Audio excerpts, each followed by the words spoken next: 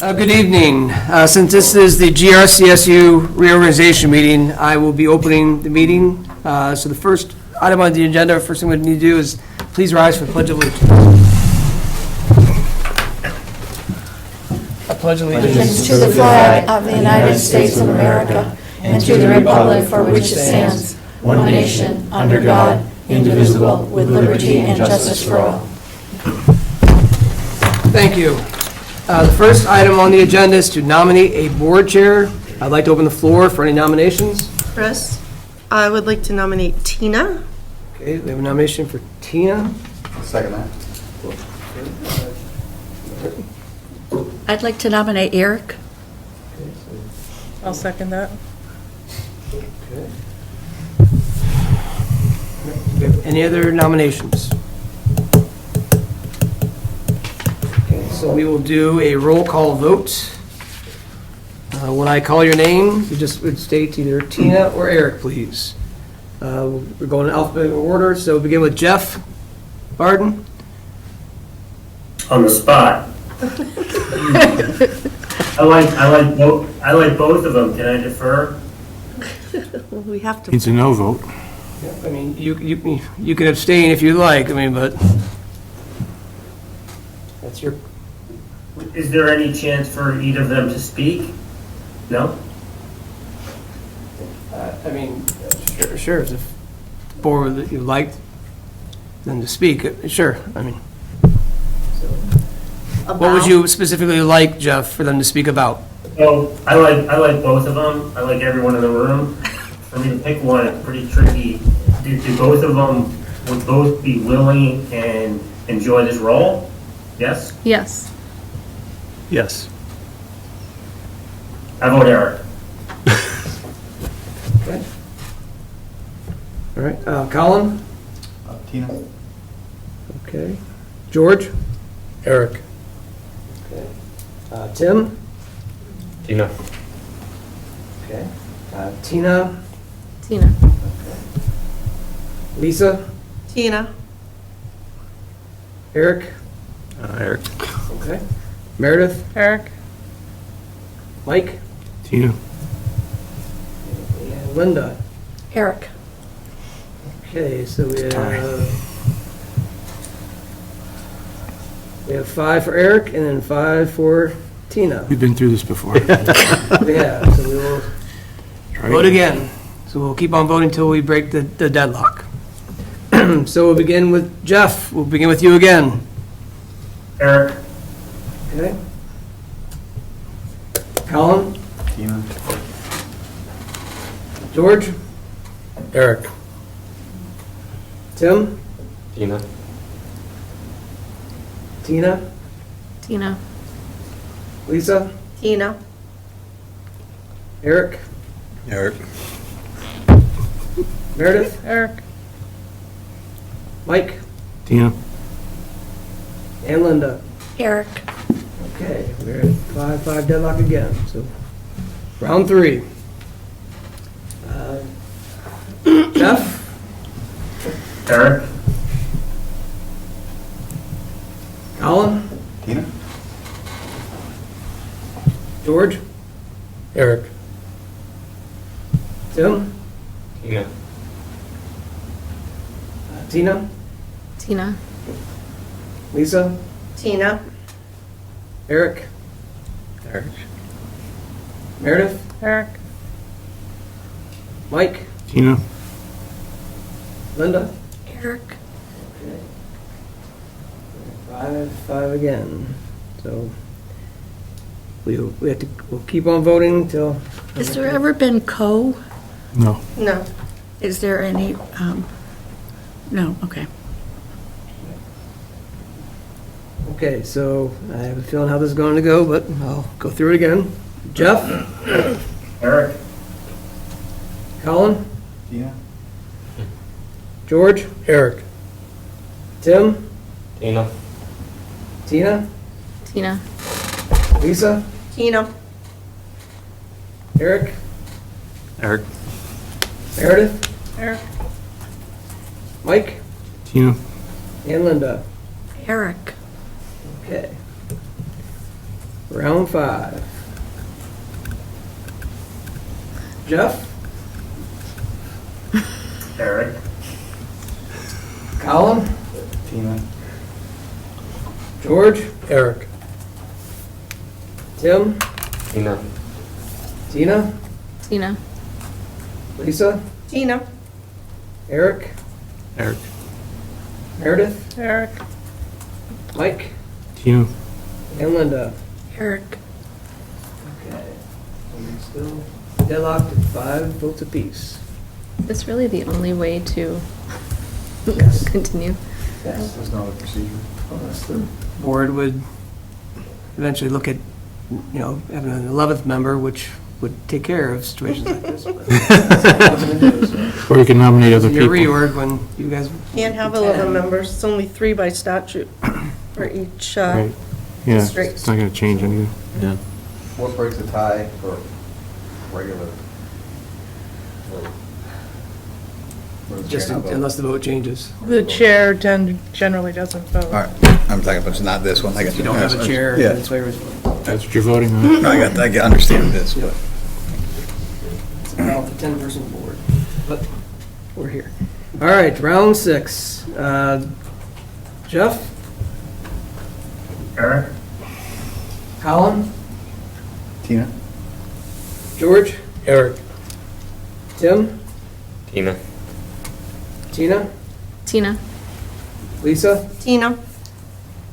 Eric, Eric. Meredith, Eric. Mike, Tina. and Linda. Eric.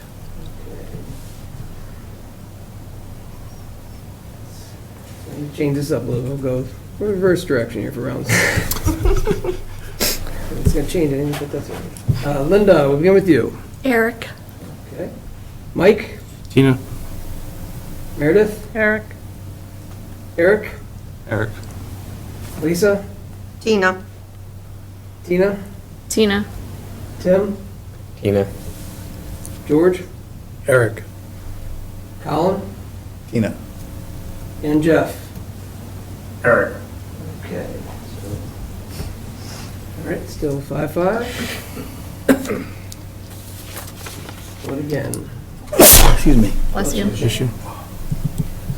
Jeff, Eric, Colin, Tina. George. Eric. Tim, Tina. Tina, Tina. Lisa, Tina. Eric, Eric. Meredith, Eric. Mike, Tina. and Linda. Eric. Okay, still 5-5.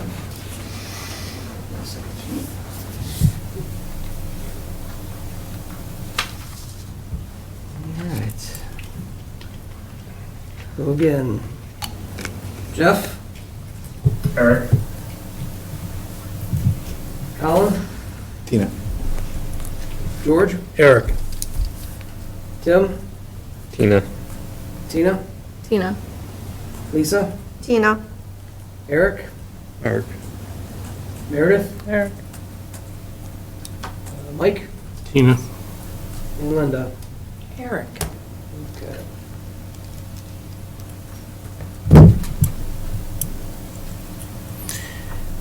Okay, again. Jeff, Eric, Colin, Tina. George. Eric. Tim, Tina. Tina, Tina. Lisa, Tina. Eric, Eric. Meredith, Eric. Mike, Tina. and Linda. Eric.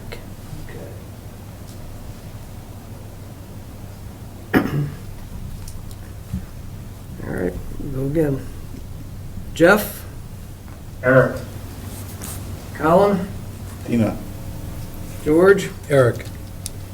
Tim, Tina. Tina, Tina. Lisa, Tina. Eric, Eric. Meredith, Eric. Mike, Tina. and Linda. Eric. All right. What happens if the tie doesn't break? We're here all night until we break a tie.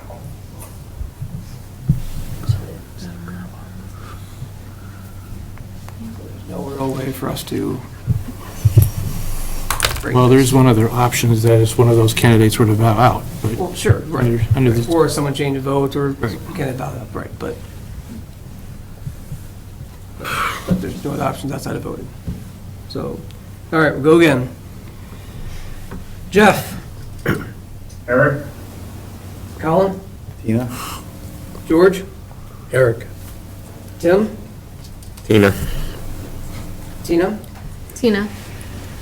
Lisa, Tina. Eric, Eric. Meredith, Eric. Mike, Tina. and Linda. Eric. Okay. Jeff, Eric? Colin, Tina? George, Eric. Tim, Tina. Tina, Tina. Lisa, Tina. Eric, Eric. Meredith, Eric. Mike, Tina. and Linda. Eric. We're still at a 5-5 deadlock for those watching at home. Jeff, Eric? Colin, Tina? George, Eric. Tim, Tina. Tina, Tina. Lisa, Tina. Eric, Eric. Meredith, Eric. Mike, Tina. and Linda. Eric. Okay. All right. Jeff, Eric? Colin, Tina? George, Eric. Tim, Tina. Tina, Tina. Lisa, Tina. Eric, Eric. Meredith, Eric. Mike, Tina. and Linda. Eric.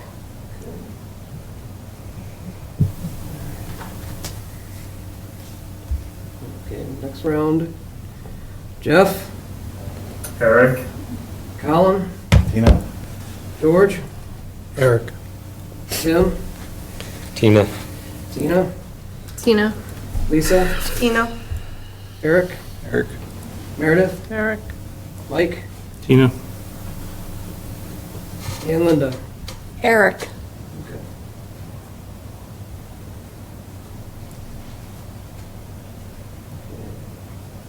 Vote again. Jeff, Eric? Colin, Tina? George, Eric. Tim, Tina.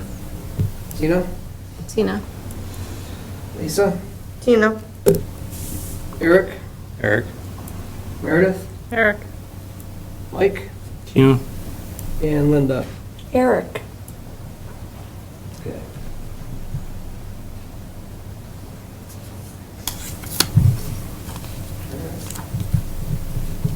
Jeff, Eric? Colin, Tina? George, Eric. Tim, Tina. Tina, Tina. Lisa, Tina. Eric, Eric. Meredith, Eric.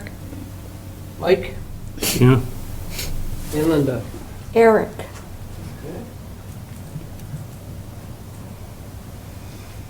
All right. Jeff, Eric? Colin, Tina? George, Eric. Tim, Tina. Tina, Tina. Lisa, Tina. Eric, Eric. Meredith, Eric.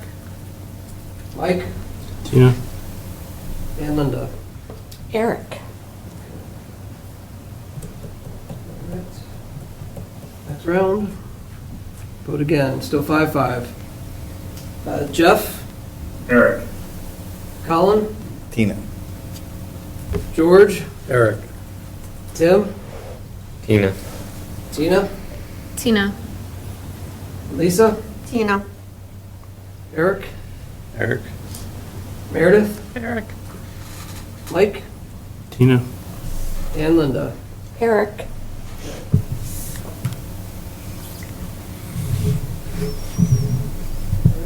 Prepared with paper, though. What's that? You came prepared with paper. I don't know, I thought that'd be enough, but I have to step out and run copies in a second. All right, Jeff, Eric. Colin, Tina. George, Eric. Tim, Tina. Tina, Tina. Lisa, Tina. Eric, Eric. Meredith, Eric. Mike, Tina? and Linda. Eric. Just to interject, if I can. So like, I mean, Jeff proposed at the beginning, it seems like everyone's pretty resolute at the moment with where they're voting. I wouldn't be opposed to listening to both of them kind of explain what the role of chair is and what they envision the next year is in their eyes. Seemingly 5 to 5, we can go round to round. Stay here till 9 o'clock. And Well, adjourn. we keep saying the same thing over and over. What if we split, did 6 months as Eric and Tina's vice chair, 6 months as Tina and Eric's vice chair?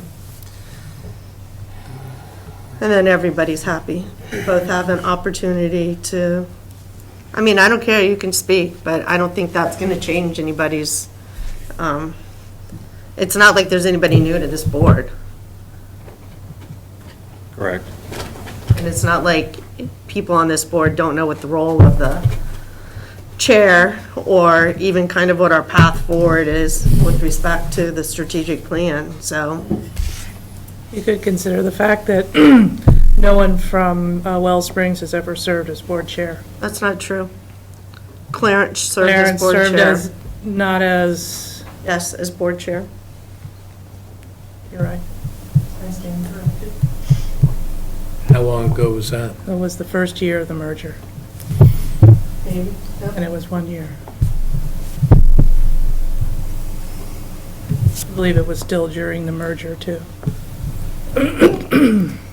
So he served as both the Wells Springs chair and the board chair, and the Middletown Springs chair. It was an exciting time.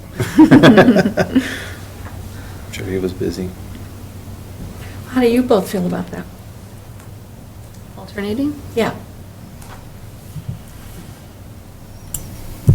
It would solve tonight. I think, traditionally, the chair serves, for that 1-year role. I don't see what splitting it up would accomplish. Well, it would allow us to move forward tonight rather than sitting here for Yeah, true. another 20 minutes as we're 18 minutes into the meeting. And all we've done is vote 15 times. But we also operate under Robert's Rules of Order, so maybe we should consult that and see what happens when there's a tie. Yeah, that's what I was trying to do. I believe there was concern last year about the efficacy of a switching board chairs, period. So 6 months in, you would think it'd be even more concerning. Robert's rule said you could vote on another person, and then the other said to take a vote with paper so that nobody would be Instead of a voting roll call. verbally. Yes, you wouldn't do a roll. So those are two options. So I guess in regards to moving this along, I would say that without like a clear path with Robert's rules, I really wasn't expecting this. I would say that, I would remove myself as a nominee, just so we can continue to move forward and not have to split this role, you know what I mean? And, just going back to when the GRCSU was formed, this was before my time, the bylaws stated that the chair would rotate, And I think it was for this reason, having a board that could be split would solve that solution. But, I think, and like you said, we've all served on this board, we all know each other. I don't see really a huge difference with Tina being the chair than we would normally see. And, I'll take the higher ground, and so we can continue our meeting. And Which you did last year, too. Yeah, you did that last year. No, there was a change of vote. what's that? I believe there was a change of vote last year. Yeah, that's true. Or the way you I could did. do that. I ended up changing the vote. If that's the way you really feel, we could re-vote and you just vote for Tina and that would solve the problem. Or, in the interest of fairness, why not let one of the other members have the chair this time? It's also a possibility.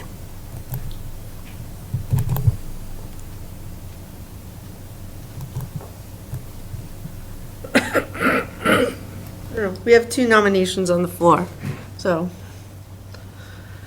Another vote. I would move that we do do another roll call vote. Try this again. Jeff? Tina,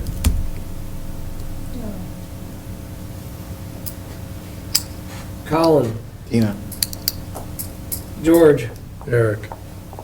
Tim? Tina. Tina? Tina. Lisa? Tina? Eric? Eric. Meredith? There. Mike? Tina? Linda? Eric.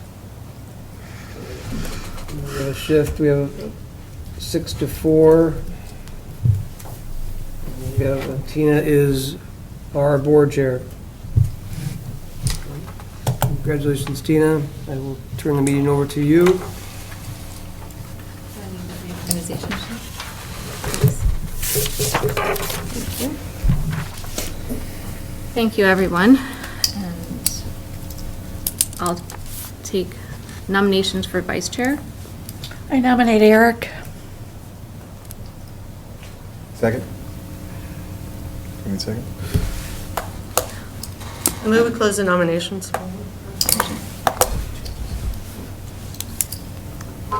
What did you say? I didn't hear you. I said I move we close the nominations. Sorry, I didn't hear you. Any discussion? All in favor? Aye. Aye. Congratulations, Eric. Yes, thanks.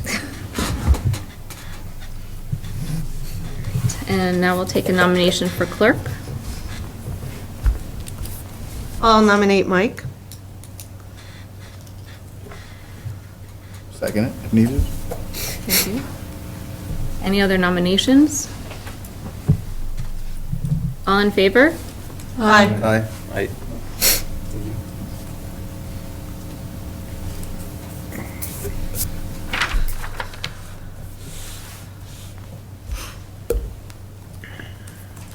George, what's your last name? Gonda, Gonda. G-O-N-D-A.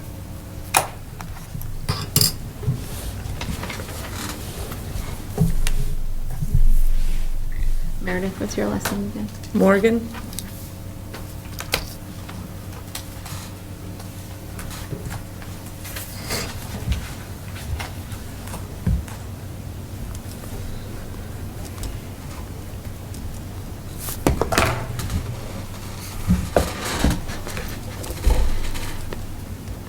You go ahead, Tim. Ken. All right. The regular meeting schedule, we've been meeting on the second Tuesday of every month. Is that okay with everyone to continue? So moved. First Tuesdays. Sorry, the first Tuesday.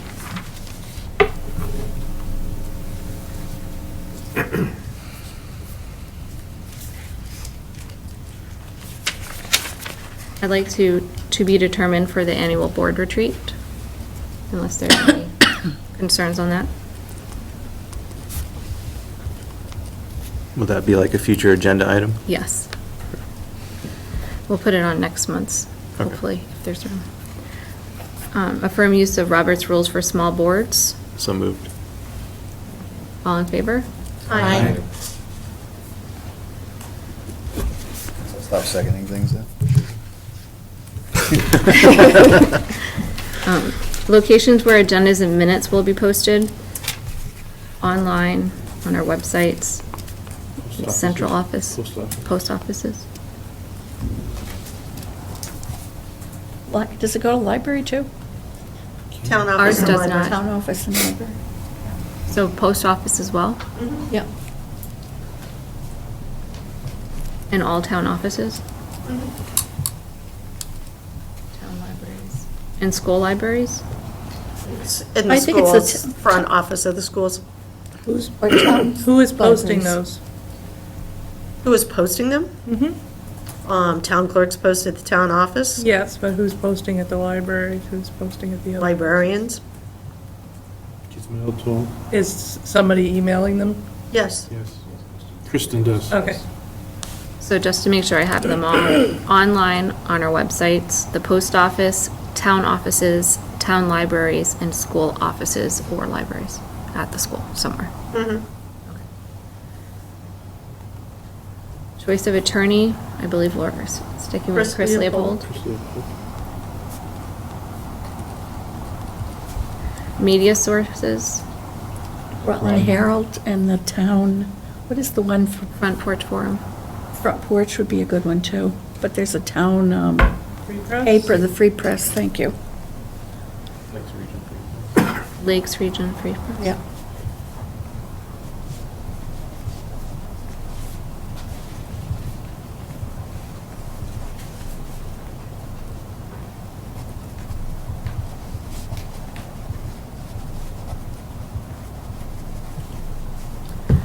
I'll take a motion to authorize the administration to request and expend available grant funds from the Agency of Education as well as state and federal funds. So moved. Thank you, Linda.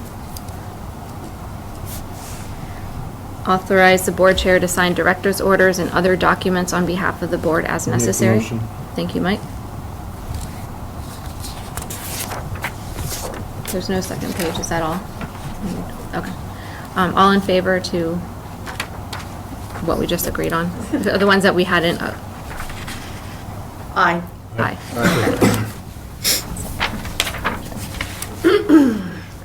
Next up is the approval of the agenda, additions, deletions, or changes to the agenda. I'll make the motion. I'd like to add. Add something? Oh, I'd go like to ahead. add something under new business. I'd like to add member board commitment to the GRCSU for discussion.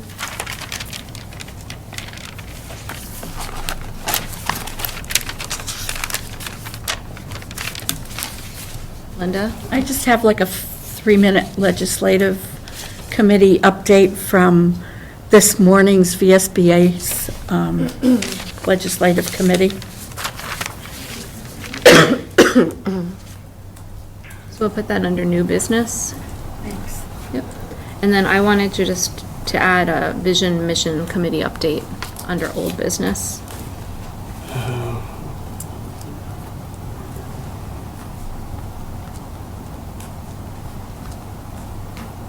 Yeah, under executive session, we need to add negotiations as well.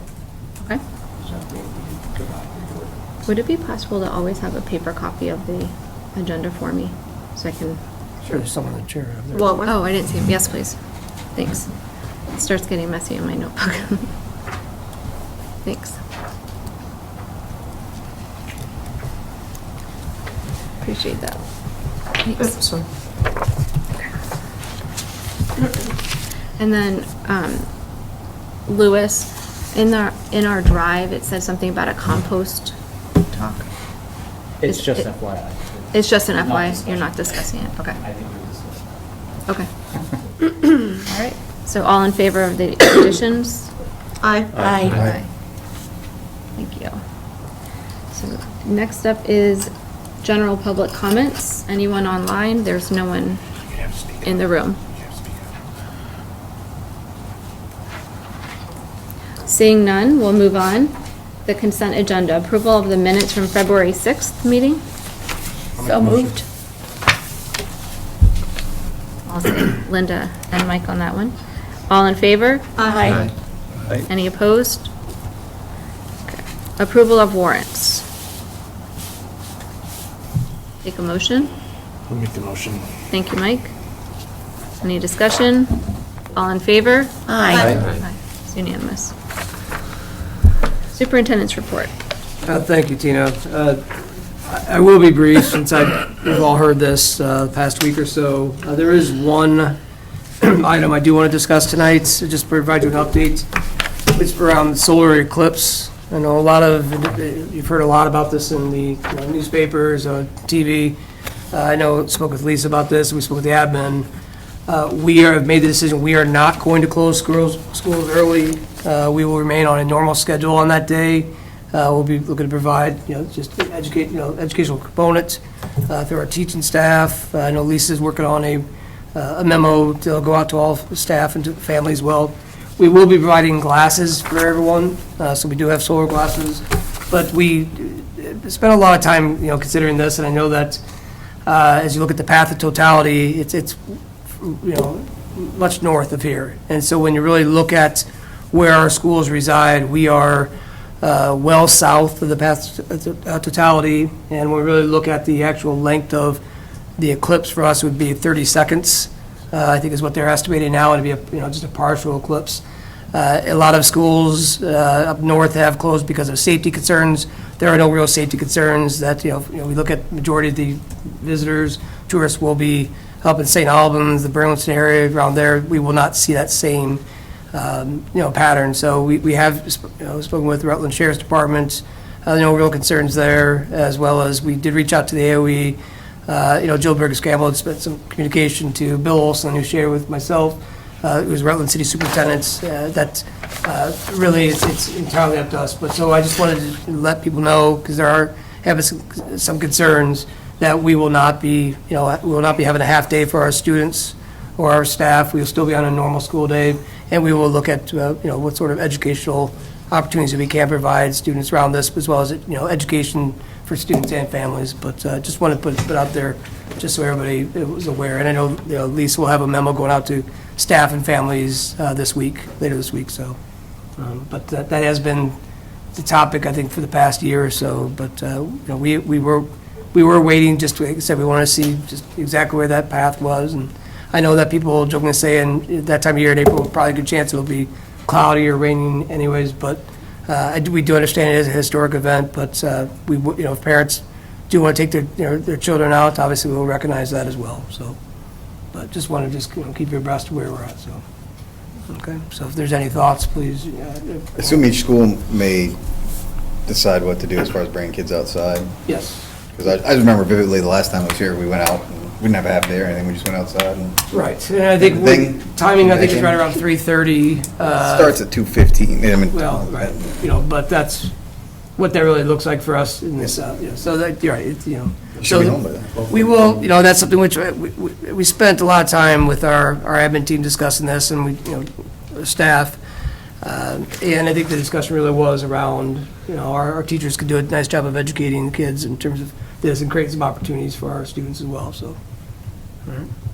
Lisa, is there anything you want to add? We could segue right into your superintendent, your report. Okay. Sure. So, my apologies for the tardiness of my report. We were working really hard last week getting ready for our in-service day on Friday.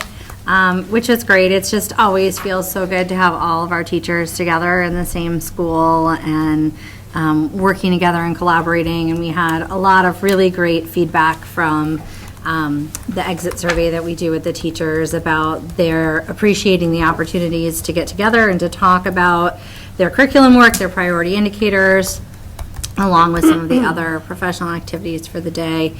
So I appreciate their time and energy. And our admin team in preparing for and implementing that day. We've also had a lot of really great groups meeting recently to continue deeper discussions about that. Just yesterday we met with middle school math teachers and spent some time looking at the current state of our curriculum work, where it's aligning vertically and where it's not, where there are potential opportunities for enrichment and acceleration for students, not just in middle school, but all along the continuum, looking at different approaches for adapting curriculum like that and implementing it differently. So just, again, great conversations. Really appreciate their energy, their dedication, their passion, and their collaboration with each other, and taking that GRCSU vision and trying to turn it into life. We also had promised a curriculum update today, and so we have a document which it's definitely linked in my report, and I think it's also linked in your board folder, with some slides and updates on information about what we've been working on lately. And if you haven't, I don't know. I just have a PDF version. Can you share the slide? Yeah. It's in my report, but let me. Who are you referring to as the curriculum coordinator, Jen? Jen. Okay.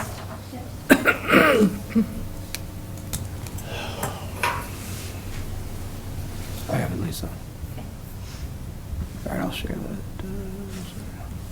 Right, so we had I've included some updates in my written reports almost every month, but we had last formally presented here in November. We shared our goals for what we'd be working on in the next few months, and that was to start the teacher work groups for ELA curriculum, to make some potential recommendations about a curricular framework, to begin that vetting process with ELA, begin the steps of a curriculum guide with our admin team, pull together VITCAP common assessment resources. It's only our second year administering the VITCAP summative assessment for the state of Vermont, and it is the first year that there are formative common assessments available, which means like all 7th grade English. There are resources for assessing students at that level, and all 3rd grade math. And they just released those in the middle of the year. So we were hoping we'd have them in November. We didn't really get them until January, but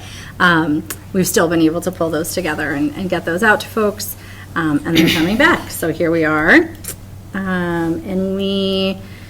Jen had worked really hard with the teachers who we are able to bring on board to identify a kind of like pacing guide. We're calling it our scope and sequence document, and start framing out for teachers, when each major unit of study will be taught across the scope of the year, the span of the year. Right now, the current state in our GRCSU is that we have multiple programs, multiple approaches across the schools and across the districts.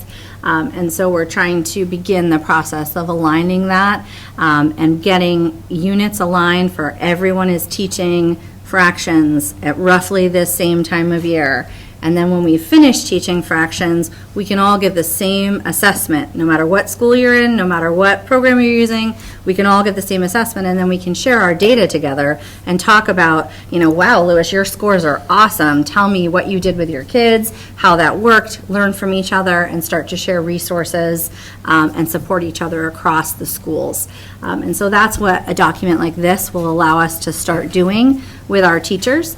So we drafted the template. The ELA teachers have been filling it in at different grade levels, and then we shared it with all of the teachers at in-service on Friday and had them give feedback on the template and on the early drafts so that we could have their eyes as well, thinking about their particular content standards and how it would look when they start putting it into something like this. And so now we're in the process of compiling that feedback and working through that process. Also Friday, we had our teachers get together and review the priority standards that this was their first full year of teaching them. And so they reflected on how that's gone, how did the standards, end up, the priority indicators that they had selected, did those end up being the areas they needed to emphasize? Were they able to appropriately pace the curriculum to get students to mastery in all of those standards across the course of the year? Are there places where collectively as a content or grade level team they feel like we need to make some edits or adjustments to those documents moving forward, or where they need additional support or resources, whatever the case may be? And so we're capturing that information also. We have a team that is developing criteria, selection criteria and rubrics for us to start looking at math programs. We're focused on elementary at this time, with the potential of 6-8 being an associated conversation, because of course we want curriculum that lines up well together. And so if we're making any kind of move or shift in K-5, even if we're doing the same thing, but in it with everyone, we're still going to need to make sure it lines up with everyone 6-8 as well. So we'll be coming back to you with some recommendations in a few months for what that group is able to parse through. They're going to look at what we're doing in all of our different schools now, because we have, again, different approaches, along with a review of what's available right now. For our schools in the north that teach the Bridges series, there's a new version of Bridges available now also, that is now a couple years old and has been out for a while. So they'll be looking at those things and coming forward with some recommendations about what it might take to have us start, again, moving toward each other in the work that we're doing with our students. I talked about the 6-8 math group already. For the cognitive assessment tools that have come out, we've been looking at our own priority standards against how the state is assessing our students. So we're looking at both the summative blueprints and the formative assessments that are available and the practice tests that are available. And we are looking at the priority indicators that we selected and looking at how the state is assessing the students, making sure that those things are aligned together and that our curriculum is preparing students in the way that we want to ensure that they're ready for success on not just a state test, but in their curriculum in general. And the formative assessments, which are the ones that the teachers can use right now on a small chunk of content to help them improve their instruction and make plans for students. We're looking at our priority indicator documents. If you remember our curriculum documents last spring, in the unpacked documents that really go into each indicator in a deep way, we had the SBAC interim assessment that teachers could use linked right into those documents so that the teachers knew what tests they could use to measure student progress. When the state switched from SBAC, we had to take those out because we no longer had access to them. So now we're going back through and doing the same thing with the cognitive formative assessments and just providing that link for teachers so that they can see what's available to help them figure out where students are in mastery on that content chunk that they're teaching. We've also been, Jen has worked with all the principals to do an inventory of all of the ELA and math programs being used across the supervisory union, and to collect information from the schools on every single, different thing that they're using the tools and resources so that we can, again, start to have those conversations about what is most effective, what is most evidence-based, and how do we start to bring our schools together. Many of those conversations are going to take, a long time. That's not things that in 3 months, everything's going to be different. And, and we are involving our teachers and our admins and making sure that we're just having thoughtful conversations, because when things are working, we want to keep them, right? So we're really focused on what's working well, what's having good impact on our students, and then what are some areas that we need to focus on. And we're not going to take on 30 at once. We're going to be strategic about what comes first and what comes next. And that'll be the next slide in just a second, Chris. And then Jen had drafted just some verbiage for the curriculum page on the website, the academic page, just to give some language around some of these things that we're working on for people to be able to better understand. So when we talk about the framework of multi-year, like what are we doing when, I know that had come up when we were talking about technology and where did that fit in. These are really small, I'm so sorry. You'll never see them like this. But these are sort of two visuals that we've selected out of many that we've looked at across lots and lots of approaches nationally for curriculum development that just try to explain the curriculum cycle and how that works.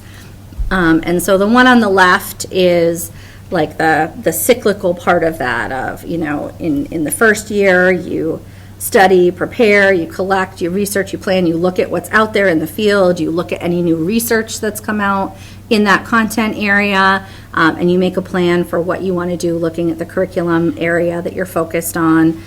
Year 2 would be designing what you're doing, so developing it, designing it, sharing it, selecting it, whatever that might be. And then year 3, you get to really your implementation plan of training your staff, implementing it, collecting data, reflecting on progress, making sure that implementation is going well. And years 4 through 6, you're sort of refining and sustaining. So that's your continuing to look at what you're doing and trying to make it better and better all the time as you go in your implementation. And this is, I would say, a sort of typical curriculum review cycle that you would see in a district across the country for how they make sure that they're staying abreast of changes in standards, changes in research, all those things that occur, as well as looking at their data on how students are doing and trying to be in that continuous improvement mindset all the time of growth for all of us. The visual on the right is a little bit more detailed of like a map of kind of how that could potentially look for the GRCSU. And so those 4 arrows, the 4 cycle steps are across the top. And then you could see the content standards down the left-hand side. And this is, of course, not all of them, but it's a piece of this visual. And then you start to see the school years. And so for which content, which school year would we be at for each step in the process. And so we tried to lay this out as a framework example of where we think we're going and what we think would prioritize our most needed areas of focus. For us, literacy and math, is where we're going to start, but would also allow us to continue to move through and look at other areas as we go. I have a little bit more, and then I'll just take questions because I know it's a lot of information. So what's up next? Pulling together our curriculum guide for our principals to be able to review, and this would be our big picture overview of what we're doing and how we're doing it. Planning the sequence of work for other academic areas. We've started with ELA. We want to get to the other content areas and start those conversations with them as well. Come to the board with some math programming recommendations later in the spring or summer. Again, focused on elementary, potential for some middle school conversation as well. Finish the other standards besides ELA and make some recommendations about next steps with them. Talk about transferable skills and alignment with our content, and think about procedures for introducing new programs and software in curriculum. We have not had those previously, and so at this point, there's no aligned process. If a teacher or a school wants to try something new, we don't have an official process, procedure that guides them through that, and making sure that that selection is aligned with the other work that we're doing, the information, the data that we have for students, where we're going as the supervisory union. So we're looking at drafting something that would just put a little bit of formality to that process and make sure that we can continue to row closer to each other rather than going off in different directions. So that's what we'll be working on for the next couple months as we keep going through this work. And now if anybody has any questions, I'm happy to answer them. Or Jen is on also, so we can tap her brain too. On the ELA math inventory, you said that'll take some time. How long do you think that would take? The inventory is done. It's looking at that inventory and starting to try to make moves closer and closer together. That will take some time. And so is that basically like what you're teaching in each of those schools, like as far as programs go or Yes. curriculum? And yeah, curriculum resources, tools, whatever the teacher is using at their disposal to plan for instruction. Okay. Yeah. And then on your last slide, I don't know if you can go back to your last slide, you had all the next steps on there. Are those the next steps to complete before the next report? Yes. Okay. Yeah, the next couple of months, that's what we'll be working on. And I don't know if anyone else has any other questions. I had one more on your report. Under instructional leadership, it says on the last bullet point there, support Corey Valley High School alignment process. Could you, I don't know exactly what that is. Could you like elaborate on that? Sure, do you want to talk about that? So what, we have 3 high schools, but we want to make sure to say like with Algebra 1, that Algebra 1 looks the same in all 3 high schools. There are similar course offerings. That's if a student would move from, say, West Rutland to Proctor or to Poultney, that'd be a seamless transition. So we are offering the same sort of course selections, same offerings, and each of the courses have the same output as well. So that alignment is, we talk about vertical alignment, which is across like algebra, what software English looks like. It's, similar, standards are being addressed at similar times, common assessments, as well as horizontal, which basically means as students work through a 9 through 12 setup, that they're at similar pathways as well. Okay. Chris and I meet with the Corey Valley principals every other week. We have a meeting. Sometimes it's all the Corey Valley principals, sometimes it's just the high school Corey Valley principals, and we talk about other strategies for supporting access to students. For example, if one of the schools is going to run a program, an enrichment program or an after-school program for the students, it's a chance for them to share that with each other, and we think about, are there opportunities for students from the other schools to participate in those or to benefit from those, or is there a structure or a scheduling piece that logistically they can work out together so that students can have better access to expanded course offerings, or like one semester, maybe in one school they're teaching a course, another semester they're teaching it in another school so that kids can have access. So just trying to really be thoughtful and strategic all the time about how we take the resources that we have and we make them provide the greatest opportunity for the greatest number of students across our three high schools and all of our Corey Valley schools. Okay. Yeah, I had a follow-up question going back to the ELA math inventory. And I'm just trying to understand, some of these, I just wonder if there's like a cost associated with some of these. So if you're trying to, gather this up and basically, the way I understand this is remove and programs and other, to make it, I guess, the same across the SU. So like, is there a cost to some of those? Like, are you going to be eliminating costs with that, or is it? Yes, there will be costs, depending on what you're talking about and the specific program or specific outcome of it. They could be for different things. Let me give a couple examples. So, and again, these are not decisions that have been made. I'm just going to throw out a couple hypotheticals. So, if our math program recommendation was that all of the schools in the supervisory union went to the new Bridges program, which is the current Bridges program is almost 10 years old now that they're using in the school. So if that was the recommendation that came out, then we would come back and present you with some options about what that might look like. If we started in kindergarten and rolled it up, if we went K to 2 and then 3 to 5, if we did professional development and did the whole thing, what we think the training implications would be for teachers to make sure that they're familiar with the program, especially the teachers that have never used a Bridges program at all before, any other considerations that would go into that, we would bring forward and present, and it would be a multi-year plan. Like, those are not things that you're going to be like, hey, it's March, in June we're going to be doing this. Like, it's a plan ahead for implementation, communication, training, the things that you need to do.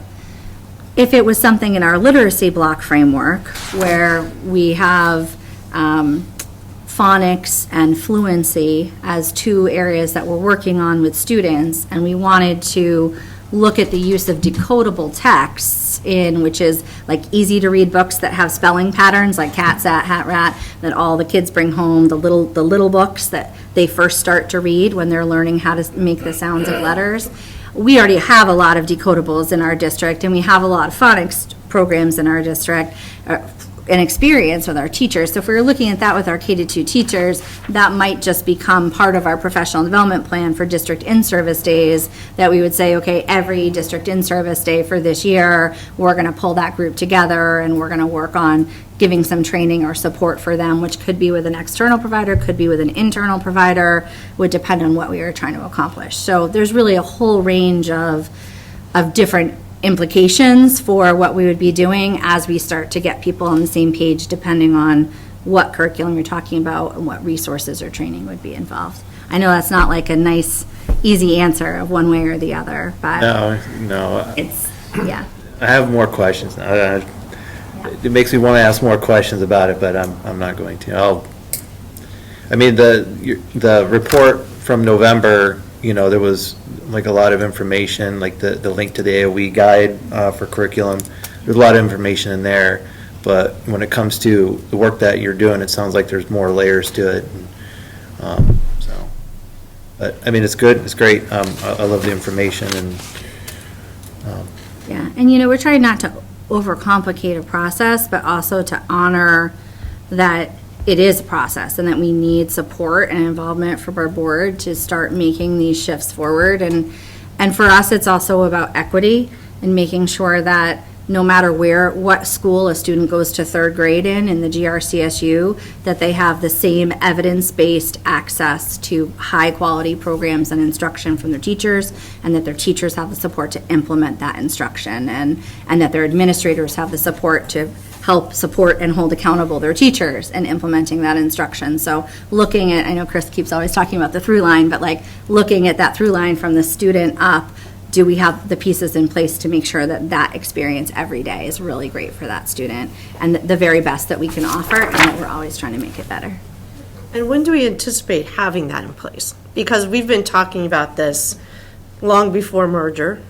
We used coaches for 2 years, and then that kind of fell apart. And a lot of the work that you're currently doing and even lining out in here was work that were in reports that coaches were supposed to be doing. So I feel like we're redoing work, which is interesting to me.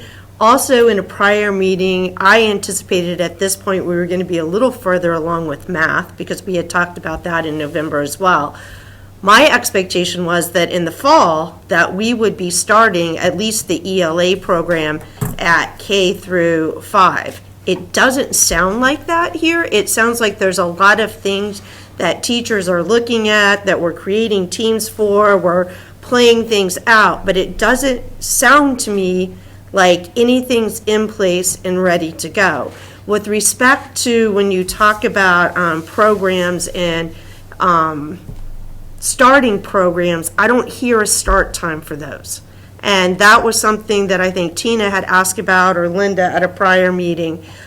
So I kind of feel like this is a regurgitation, and I don't see anything moving us forward. So I guess for me, you talk about the board, this board is supporting you. That's why we hired Jen to do the work. That's why we talked about supporting and having a curriculum coordinator. But when are we going to be in the place if my child's in kindergarten in Wells Springs and they move to West Rutland, that program's the same? And it can't be in another 2 to 3 years, in my opinion. And maybe I'm the only one on this board that feels that way. Chris, can you put back up the framework slide for me, please?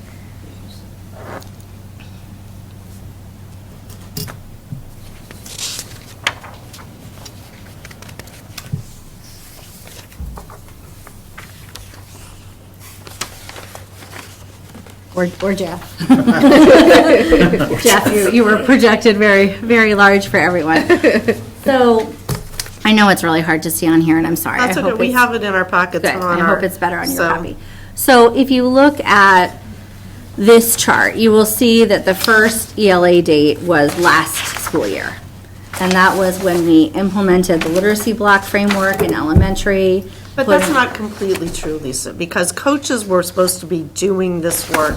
And if we go back and pull superintendent or assistant superintendent reports, that was part of the things they were supposed to be doing. So to say that we're just now starting this or just started this last year, I think is a little disingenuous, in my opinion. So, I think, as usual, you and I are probably talking about the same thing in two different ways, or two different things in the same way. So I'm talking about separate steps in our process. So our priority standard work we've been doing with coaches and support from coaches for the last 2.5 years, right? To get everybody on the same page with which standards they were going to be teaching, which were the priorities in their curriculum, and aligning that and doing the vertical alignment process with the team that we did. And so that work has happened. We now have published priority standards documents, including the unpacked documents that we worked on over the summer with the curriculum teams, right? So every single content area, every single grade level now has collectively identified priority indicators and backup documents for teachers that help them to understand those standards and prepare to teach them. So that was a piece of the work. right? Also, we started with literacy, and we implemented a literacy block model in the last school year. Teachers received training at professional development, support in the schools for implementing the different components of the literacy block framework for high-quality instruction for elementary students. We put a phonics program in place and a phonemic awareness program in place and provided training and support for teachers in that. And we put in place an assessment system to support their monitoring of student progress with those pieces. So when you say nothing's been done, I don't, that does not resonate. But is that being done in every single school exactly the same way? All of those are SU level initiatives. Okay. Yes. Yep. And now we're trying to take the next step of, now we have the priority indicators, so let's line them up in order, in a sequence and a pacing guide, that all schools, no matter where in the SU, are teaching the same priority standards at the same time, and we're then developing or identifying assessments like unit assessments. So you teach this unit, you assess it, and then you can share that information with your colleagues across schools and check in on where you might get a new idea, how you're doing. We can look at that information across our schools. And so we're working on that process. So when we start Right now looking at it is. assessments across schools, there shouldn't be a huge, the data should be easy to look at and disseminate between each school, because in K through 5 or K through 6, everyone's on the same plan and same Yes. program. Yes, Okay, yes. That's the work that we're engaging in. okay. And while we're doing that, we're also looking at what are the programs and resources that our teachers are using to teach, and are there places where those are sufficient? Are those places where they're not getting us the results that we need with students, and we need to look at something that's going to do a better job for our kids? So also doing that too. So by the end of the year, there'll be some data to look at. Right? I mean, We have data now to look at okay, you do, okay. Yeah, for what specifically are you talking about? Well, The common formative assessments? Yes. Yes, for ELA, those will definitely, we're well on our way to having those already in place. And those should be finished this spring. And then we move on to math. And when you look at this chart, you can see how that rolls out, and it may not take all of that time, but we're trying to do them in an order, in a systematic and intentional order, so that, like we talked about at our last board meeting, we're not just like trying to do everything and failing at everything. We have, this is our plan, we're doing this, we're doing it well, we're moving on. This is our plan, we're doing this, we're doing it well, we're moving on, and trying to be really systematic about how we advance that work moving forward. And this year, you're starting with science and health and visual arts with the first year, year one. If you look at the years that are on there, so ELA was last year. Or, I mean, this coming year, you're going to be doing it. Math is this okay. year. This coming year, we'll move into science and visual arts and health. But we'll keep working through Right. with ELA and math so that that work continues to move forward, and we'll add additional areas. What happens when one of the schools is falling behind? in I mean, that's reality. Yeah, right. I mean, they're all coming at things from different places, and the experiences of the schools have been so different over time that they're all coming at it from a different place right now. And so we try to create entry ramps, and like if you imagine, it's like here's the highway, here's the GRCSU highway, and we're all on the highway, but some of us are getting on at exit 13, and some of us are getting on at exit 15, and like we just keep creating those entry ramps until we can get everybody on, and some of them are longer than others. So you might have a school where, like, I'm going to staff meetings and actually running staff meetings or supporting a principal and designing staff meetings to help bring people up. Or we might have differentiated sessions at in-service, like one that we did Friday. We did a session on VitCap and Cognia. Well, some schools have spent a number of faculty meetings already looking at that, and other schools are just getting into it. And so we created like a flexible agenda that had things in a priority order, where we said, like, here's the order we recommend you do your professional learning about this in. And if you're here, you do this. And if you're here, you do this. And if you're here, you do this. So everybody's moving forward with their knowledge base and what they know about it, but they're starting from wherever they are, and then they're trying to get to the next step. And then that also supports the principals, and they can then follow through with those next steps in the building and keep going in the work. But it happens all the time. It's kind of where we live.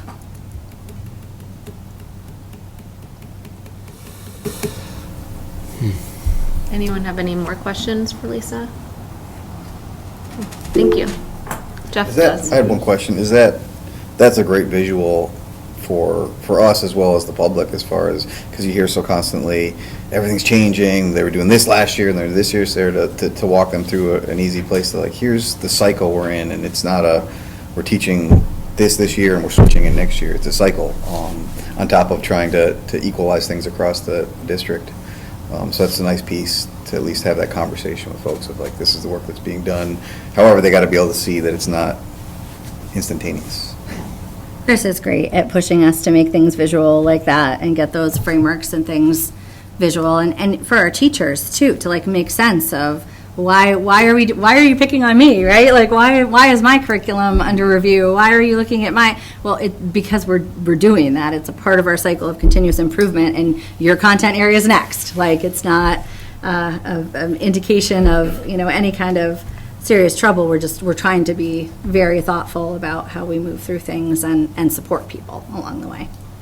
And I'll expect you to have an answer, but as we're constantly looking to upgrade curriculum across the board, but now we're talking about integrating it to have the same experience if you move across our district, what's a realistic time frame for a goal for us to be like, because it's not there now, and it's not like you're going to turn the ship that quickly, of when we can expect to have that.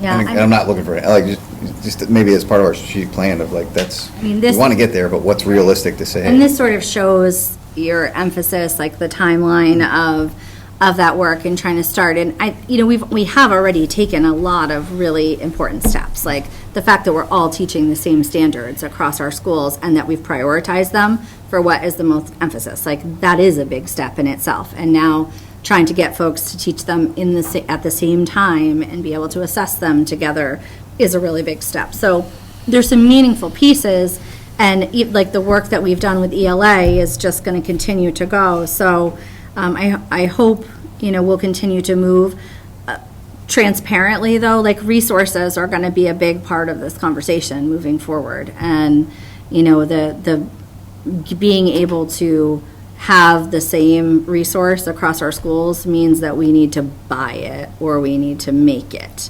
And both of those things involve an investment, either of money or time. And so, with the budget year, the way that it was this year, other various factors, like, we're going to also have to have those conversations. You are going to have those conversations about where it fits as a priority in the budget and where it fits as we move forward and as we get to those steps. Because we know that, next year's budget is passed, right? Almost, and it will be soon for everyone. So, that's not in there. So we've got to look at, if we're able to take advantage of opportunities, because sometimes those come up, or when we have a plan, then we know that we're working towards something, and it might just take a minute for us to get there. So some of it will be up to the board of how fast we go. Jeff? Thank you, Tina. Thank you, Lisa. Great document. Can we share that deck that you had out of the group? Yeah, these are all public documents. Yep, public meeting, public document. And I think you answered this when Eric was talking about money and budgets. All of what you've designed here is reasonably accounted for in at least the recent budgets, yes? We can move forward substantially with all of this work in our existing budgets if we get to the place where we are talking about purchasing a new curriculum. Then we'll have to look at where we are. It's not budgeted for in next year's budgets, so it would need to be either an opportunity or a plan for a future budget cycle. Okay, thank you. Hey, Jen, how are you doing? I'm listening, and I think that Lisa's doing a great job. Part of this work is I'm working with Shannon to put it all on the website so that we can have a place to point people when they want to see the work that we're doing, because I think part of it is also educating our communities and parents on this work, and so stay tuned for that as well.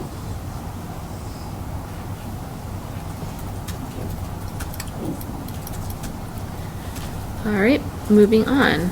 Contract recommendations. So we have, I believe, the administrator contract salaries at the top. Are we discussing this? Is this part of the personnel discussion for the executive session? Public session, so. Just public. I think we could accept this as presented and ask to have it be placed as an addendum to the minutes. That's what we did at Rutland Town. I would concur, unless anyone else has something else to say about that. Thank you. Mike? Any more discussion? All in favor? Aye. Aye. Resignations. We had a few.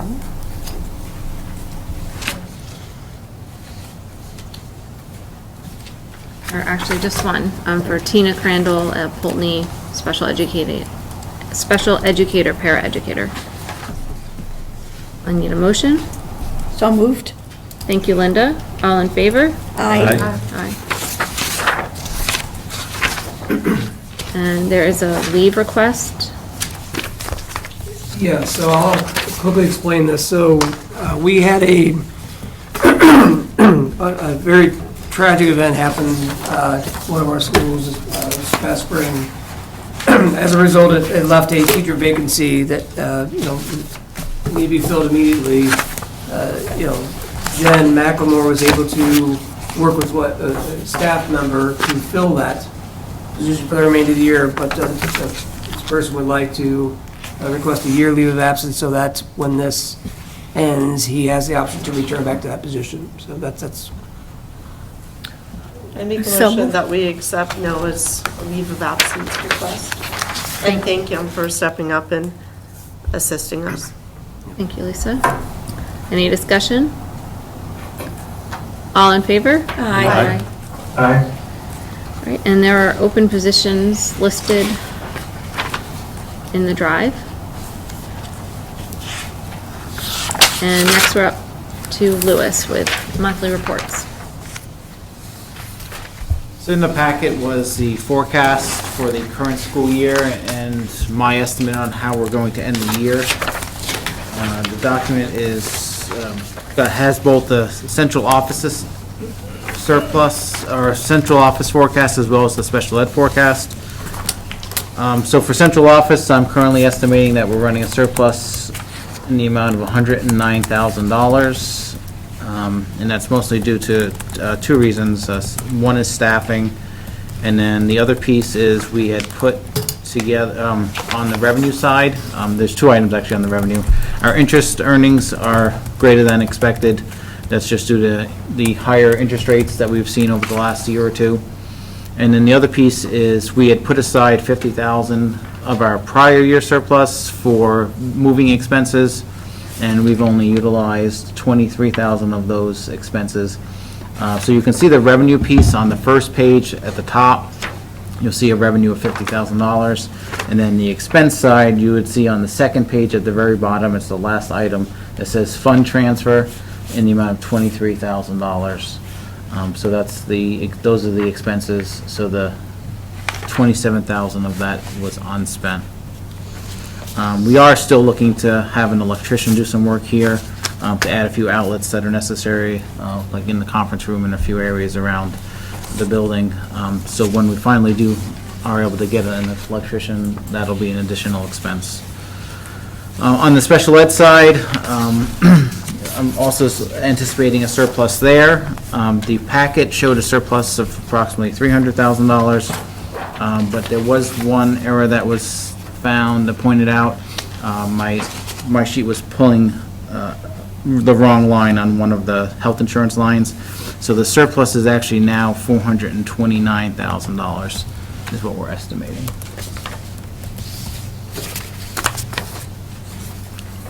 And is that due to vacancies? It's the staffing, most of it would be staffing, but also there's a large piece that's those students that qualify for extraordinary. When we had set this budget, we were going based off the old calculation of extraordinary revenue, and that calculation had changed, which resulted in, it had changed last year, which actually resulted in $200,000 in unexpected revenue that we received in this year. We received it this year for last year, and you can find that on page 1 under, it's listed under prior year intensive adjustment of $219,000. So that was additional revenue that we received this year for last year's expenses. And then this year's extraordinary reimbursement, we're anticipating a lot higher than what we had budgeted. What is the grant revenue? Is that all related?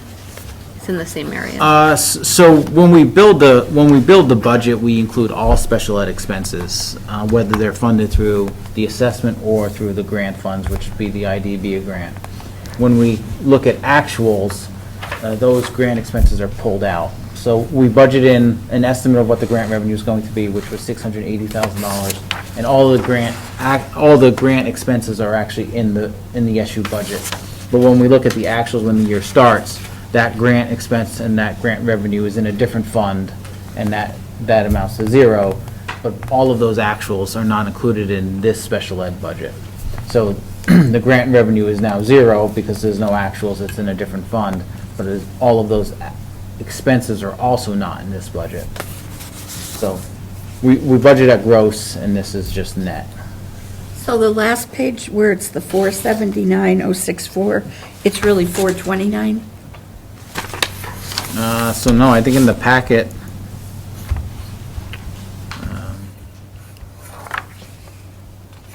on page, I think it's 5, it's 336,000. Okay. It's the next line down. Thank So it you. was estimated at 336, it's now 429. Okay, thank you.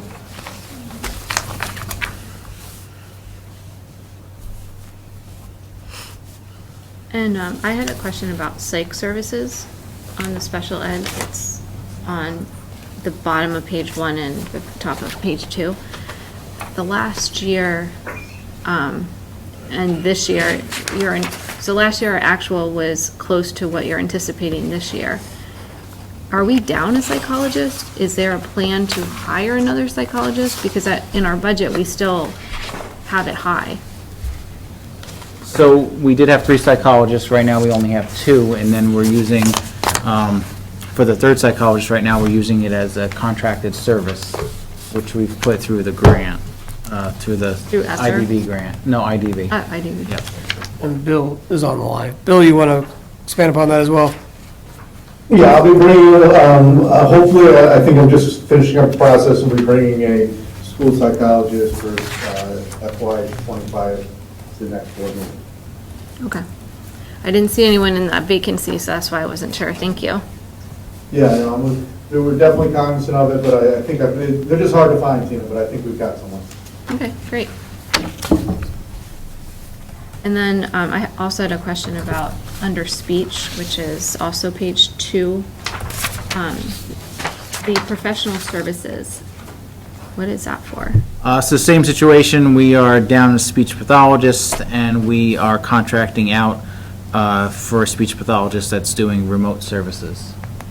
And that position is still a vacancy, and I don't know if there's an update on that one as well, Bill? Yeah, we're still assessing that. That one actually has been working out very well for us.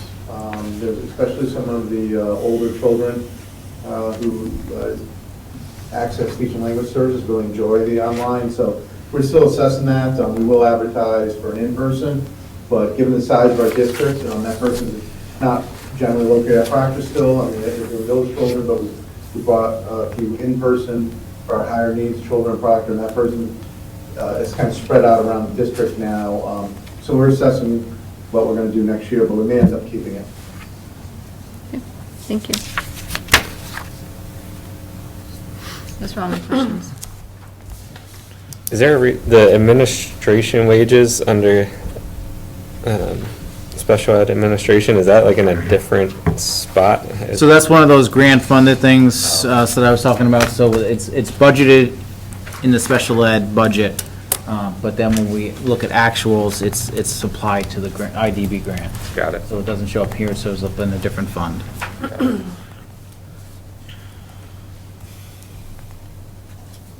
Anyone else?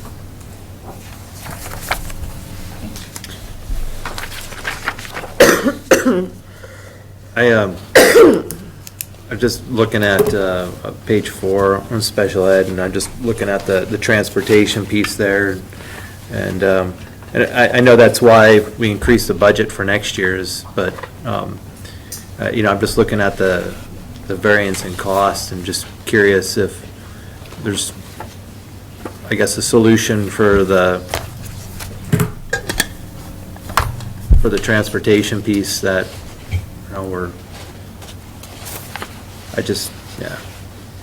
more of a comment, I guess, or curiosity. Yeah, I think Louis can comment on that, those are very high costs of paying, but those also are part of the reimbursement that we're getting, the extraordinary costs.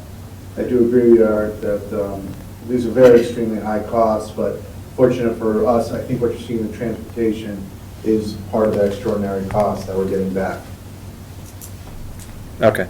Did that make sense? So Yeah. the students that we're transporting that have these high transportation costs are those students that qualify under the extraordinary reimbursement, which are students that are costing more than $60,000. And so for those students, we get a lot higher reimbursement rate.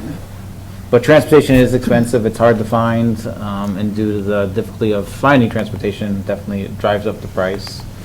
And so a couple students could rack up pretty significant charges. That makes sense. So it's considered extraordinary if it's over 60,000? If the total expense for a student is over, it might be 65,000 at this point. I think it increases every year. Okay. I think it's 65,000 at this point. And everything over that amount, we get 95% reimbursement.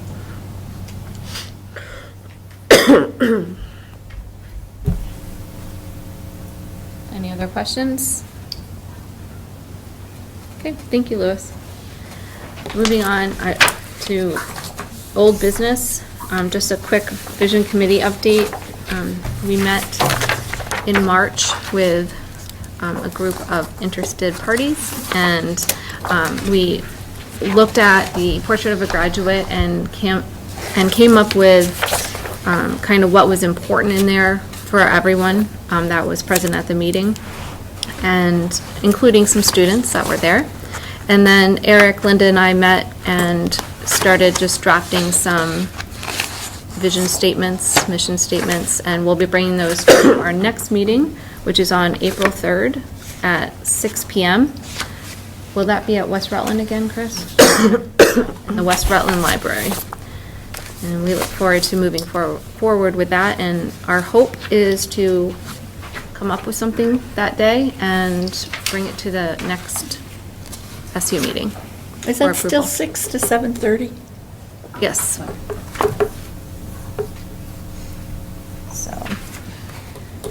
And moving on now to new business, I believe we had the curriculum update already during Lisa's report, so we'll move on to Lisa's member board commitment. So I just wanted to chat about the commitment from all of us here to the GRCSU, and I say that because I think that there have been some groundswell in some communities about the possibility of wanting to leave the SU or not being happy with being members in the SU. And so as we listen to Lisa talk about the investment for curriculum, for programming, for teacher planning, and all of those things, I just think it's important that each board recommits themselves to the SU as we're moving forward with the strategic plan and portrait of a graduate. I would hate to think that we are 6 months in this year or 8 months in, and a petition comes from a member board about withdrawing from the GRCSU, and think that we have sat here and done the work and done it in good faith. I think that would be harmful to us, and I think it would be incredibly disappointing. So I just want to, cards on the table and be incredibly transparent. I don't think it's a surprise in at least one district that conversation is, has come up more than once. So just putting it out there.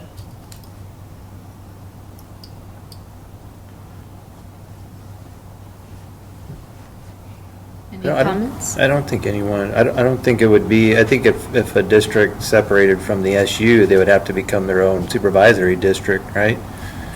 Or find another supervisory union. Well, I think there's a lot of things you could do. You could privatize, there's a lot of different things. But I just know that being in the community last week and again today, that there seems to be more of a groundswell about not being happy with the SU, about, and I don't think it's surprising, Eric. I think there was talk in Wall Springs in the fall about a petition and people wanting to leave the SU. So I just think it's important that we recommit ourselves to what we're moving forward with the strategic plan, so. This is like a total surprise. Well, So where did you get it, information? I was at a meeting down in your neck of the woods, and the conversation came up. And By family members or? by members that, No board members.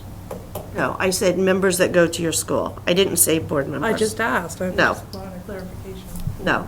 So the board has not considered this proposal in any shape or form? No. Okay, that's. Ever? So our commitment remains. Okay, that's. Quite honestly, I thought you were talking about Rutland Town. And that has not happened at Rutland Town either, so. Nice knowing you. Yeah. Well, I think we're all facing the same battles right now, that the state changed and people are angry with what other people are doing, and then they only have control over their little budget. So I think we're all facing the same talks. 100%. But none of our boards that I've seen are, and we're all into together. So. I just think that we're going to go kind of push all in this year with respect to the strategic plan with a lot of the curriculum work. And I think that we all need to be moving forward on that same GRCSU highway, so.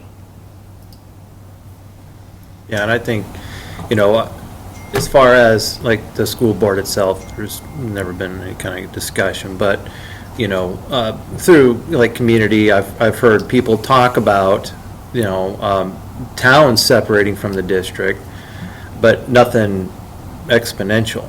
But I think that's where, the public education needs to come into play, because there would be huge consequences for any town wanting to, try and separate from Act 46 and the merger. That would be financial impact, and it wouldn't make sense. And so usually, that's where I stand, is to explain that it would be a bad idea.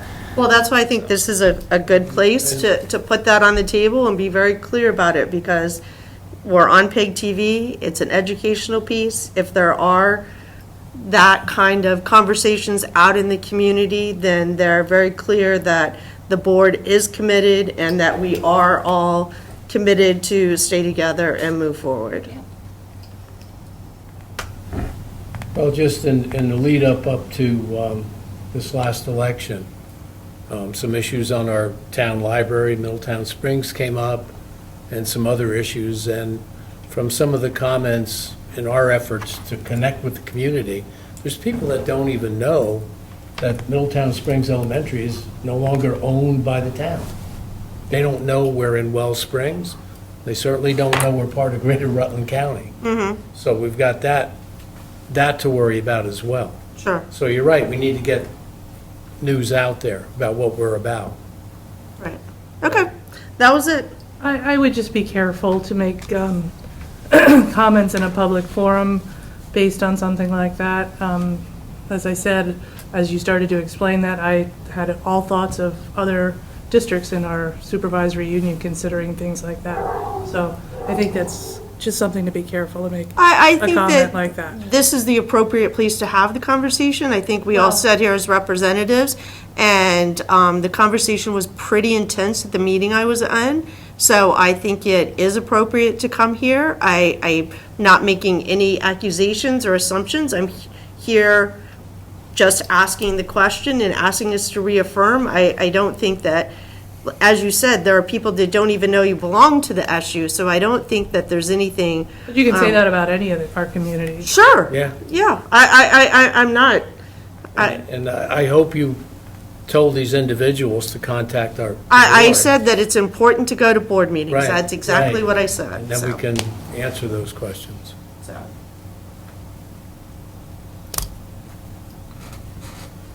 That's it.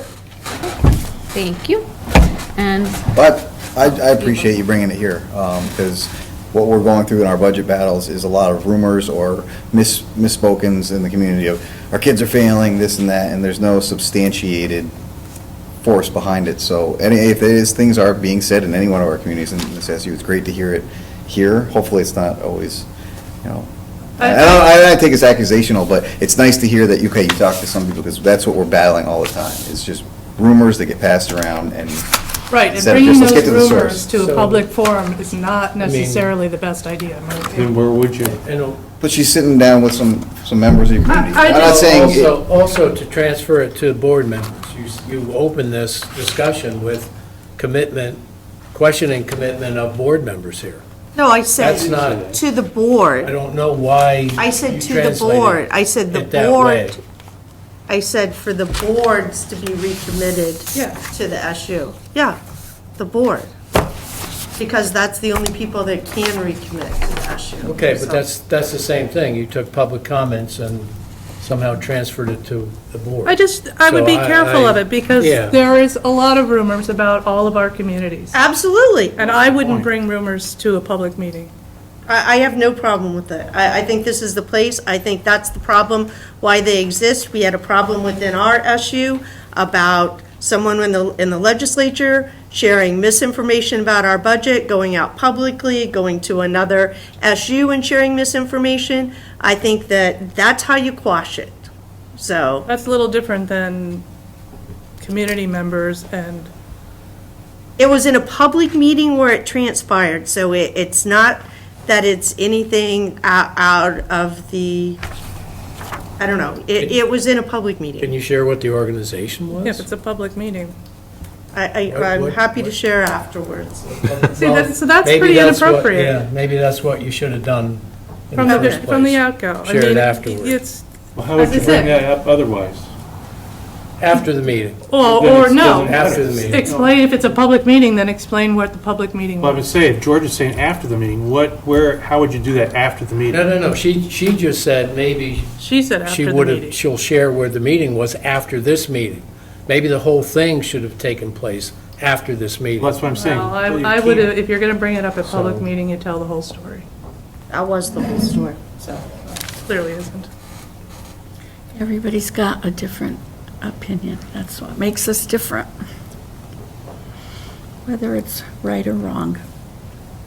I'd like to move on now to the VSBA legislative update from. Yeah, we had a meeting this morning, I think, and basically the VSBA members and the head of the VSBA was asked to come and talk to them tomorrow, and they asked for some questions. What do you want us to talk about? So they were just saying, okay, we'll give you the questions. Who do you think, what do you think about the leadership coming from Montpelier? Do you want, should be more leadership from the legislature, the AOE, the governor? Do we need a state vision? We've been doing this for we've been doing boards for 200 years. Do we need this? They were talking about, what we all know about decreasing students, what do we do, how do we get there, with all the decreasing students, and if schools close, where do they go, who decides, what about tuition, and the other one was, should boards of non-operating districts simply adopt school district budgets rather than having electorate vote on budgets? And they were just, and we all got a chance to speak during the forum, and they basically, I think everybody's feeling is that if you're going to make mandates, could you give us some direction? Could you not just make the mandate and not have any direction on how it's going or where it's going? And they said, okay, it's up to the AOE definitely needs more help. One of the things was we need to get more input from school boards and superintendents who do the grassroots level things. Healthcare, was coming up. Busing came up. There isn't any leadership in the AOE, and that's been going on for a long time. Special education needs, the money. You come out with a lot of resolutions, but you don't come out with any money for the resolutions, so the school boards are scrambling to try to figure out what they should be doing. So, and a lack of accountability. So they're going to be talking, I think it's 10 a.m. to 12 tomorrow. The other thing was, maybe the education committee should come up with things before it goes to Ways and Means, that, really AOE and the education committees should be working together with as a group before it, and then all of a sudden it goes over to the Ways and Means committee. So, and everybody felt, I think that the people that came from the different districts and throughout Vermont, everybody's saying the same thing. We're all scrambling, trying to figure out budgets for things that cost money, and there isn't a lot of money in the education fund to help out. And that's why some of the legislature for the PCBs isn't going to go forward, and the buildings aren't going to go forward because there just isn't any money to give to the school boards. So it'd be unfunded mandates? Unfunded mandates? Yes, unfunded mandates. Yeah. So that was it. Thank you. All right, moving on to policy. We have 4 second read policies: E9, animals on school grounds; E14, fiscal management and general financial accountability; E15, capitalization of assets; and H5, Title I, Part A, parent and family engagement. As these are second reads, I'll just open the floor if anyone has any comments or discussion. Otherwise, I will take a I'll move motion. to adopt. Thank you, Eric. All in favor? Aye. Aye. Any opposed? Well vetted. It's unanimous. For you. General public comments before we move on.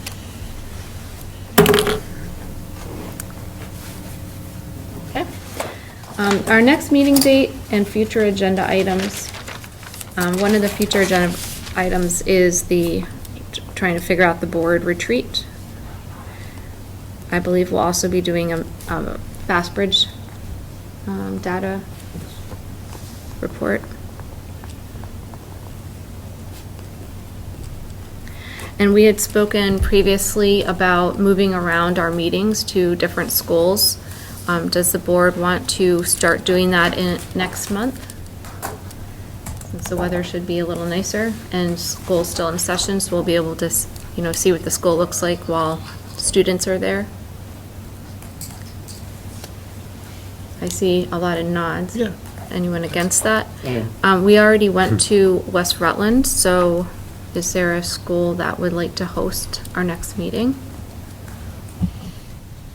Well, that would probably be a question for a principal, I think. So, do you want to ask the admin team? Sure. Rotate. I guess my question, and back in the summer, I didn't think about it, but with the virtual option that we have, can all of the schools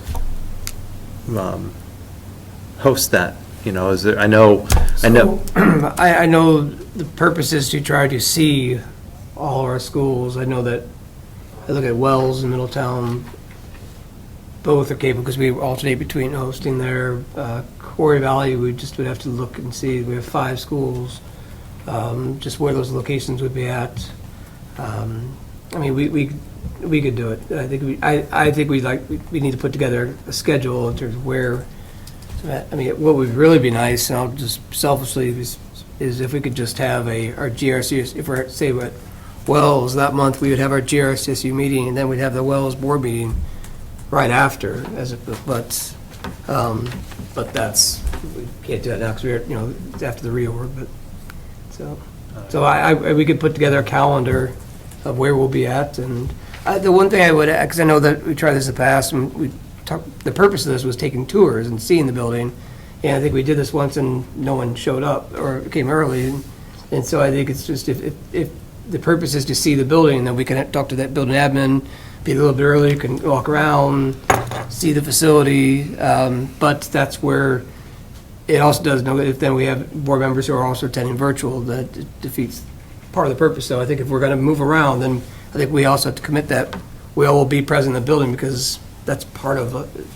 I think for a sense of this particular meeting, I'd like to stay here. I think each individual board, I'd like to commit to coming to your board meeting, so I can see some of your students.